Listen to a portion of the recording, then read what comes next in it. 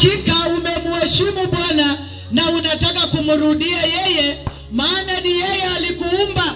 Hakuna mtu wa ukoo yako aliyekuumba ila ni Mungu wa mbinguni. Kwa hivyo utainua tu mkono wako mahali popote ulipo ili kwamba tukaweze kuomba. Wamama wenzangu, hata mimi niliokoka kwa njia hiyo.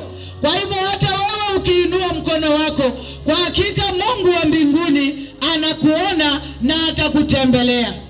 Kwa hivyo wacha tuombe na tutasema maneno haya nyuma yangu. Bwana Yesu Mwokozi, Mwana wa Mungu wa pekee, uliye Mwokozi wa ulimwengu wote, jioni hii ya leo nimesikia neno lako, nami ninafanya uamuzi toka ndani ya moyo wangu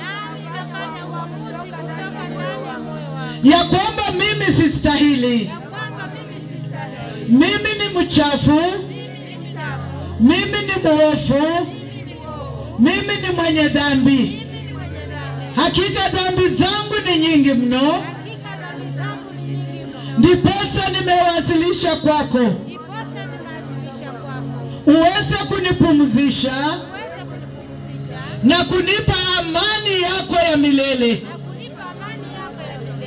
Bwana Yesu mkuu, futa jina langu kwa kitabu cha ulimwengu huu, kitabu cha ukoo, kitabu cha mila na desturi ya wanadamu, kitabu cha walevi, vitabu vya washerati,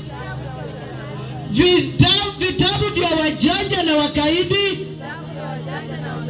Futa jina langu huko Bwana, na uliandike kwa kitabu chako cha uzima wa milele, cha mwana kondoo, cha watakatifu walioshinda.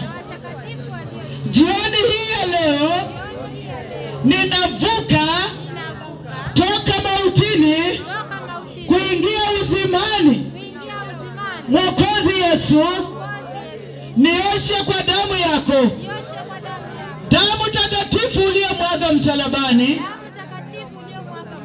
ili kwamba niwe safi na nikubalike mbele zako. Asante Yesu kunipokea na kunifanya kuwa wako. Sasa hivi na kualika ndani ya moyo wangu, uingie pamoja na Roho wako Mtakatifu na damu yako ya dhamana. Unitawale na uniongoze tangu sasa na hata milele.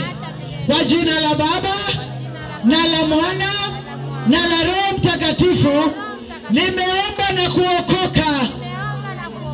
Amen. Wacha